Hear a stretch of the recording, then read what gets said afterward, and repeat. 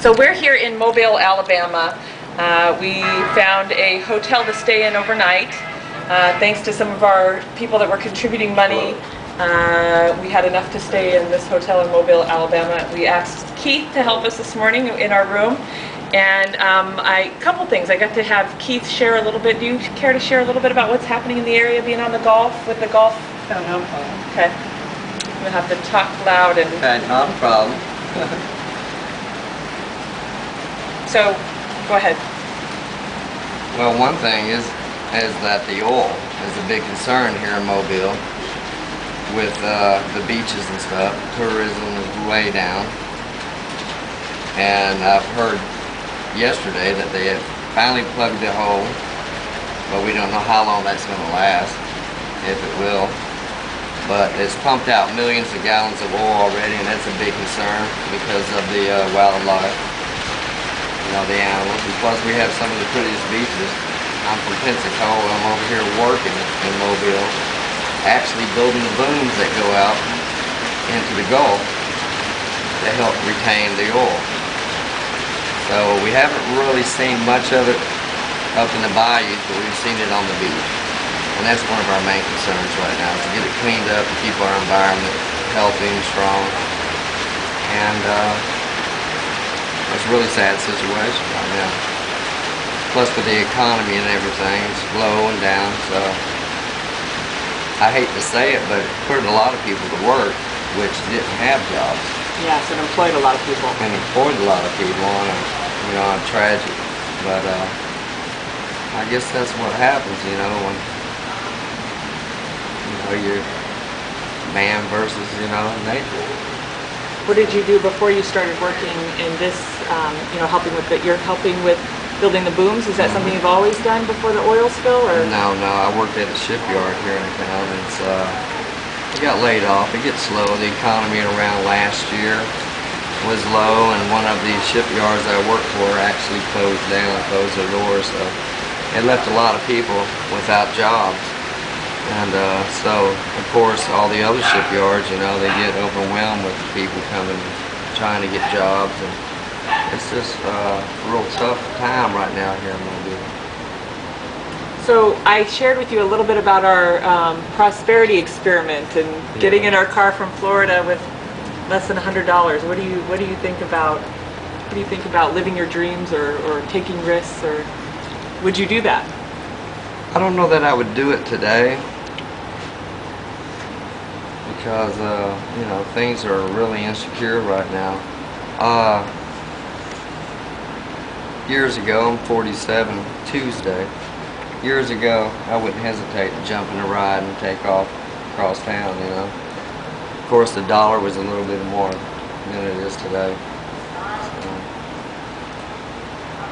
And so, do you care to share, do you have a dream that maybe you either let go of, or something that you'd like to have happen? If you had a year to live. If I had a year to live, my mother's just had open heart surgery, so I guess I would go over and hang around her closer to family. Of course, a lot of our family's now deceased, and we're scattered all over the United States, so it makes it tough. And I'll, you know, come around holidays, the only thing you can do is pick up a phone and you know, give a shout out, because the money's not really there to be able to financially travel. So spending more time with family would be... That would be good. I mean, you know, what's more important than family?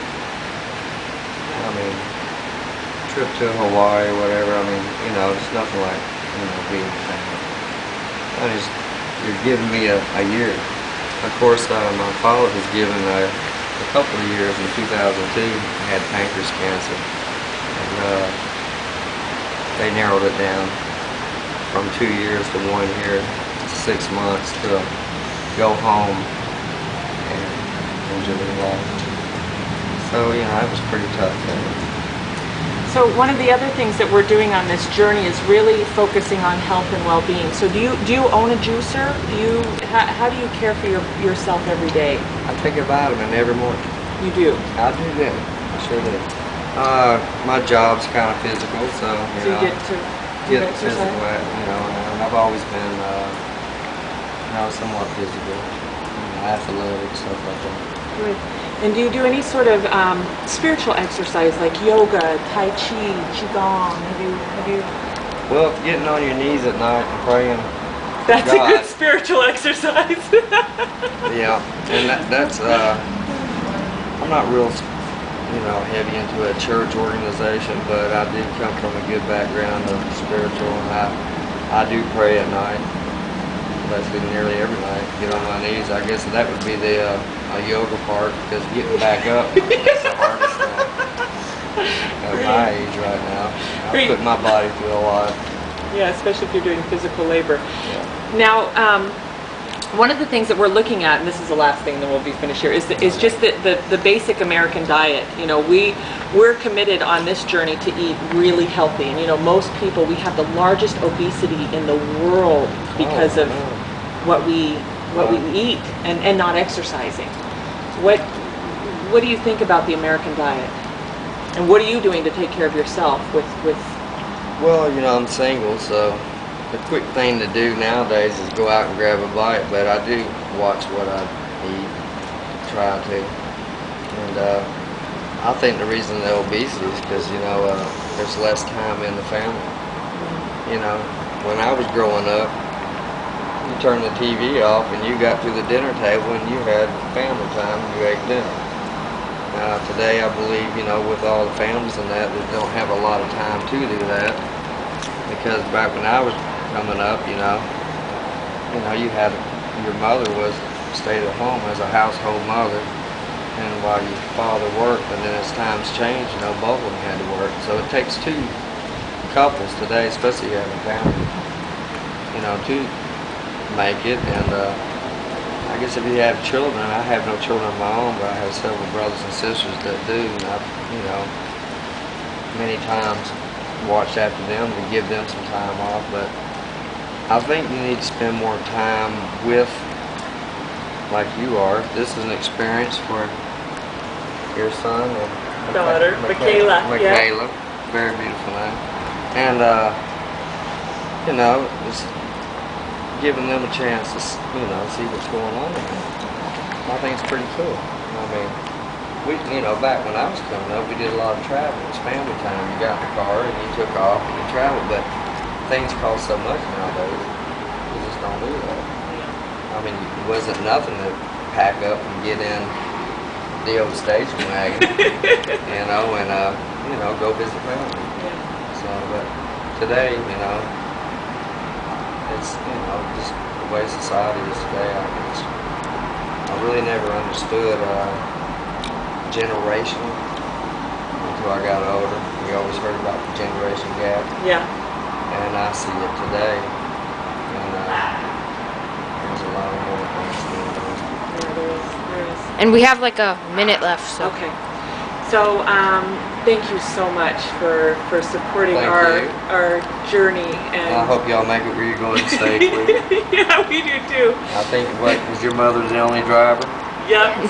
So you don't have somebody to swap off? No. So keep an eye on her. But we got family along the way. Our next stop is Dallas, and I've got a cousin there, so we're That's stopping cool. there. Yeah. That's good. And so my hope is that I inspire people to eat more fruits and vegetables, do more walking, really take care of themselves, and just really follow those dreams. If you have if you had a year to live. Depending on what it was, I guess, you'd have to eat healthy now today, because, if you don't, fried foods and everything. Yeah. So, we need more farmers. We need to support our farmers. Yep, farmers markets.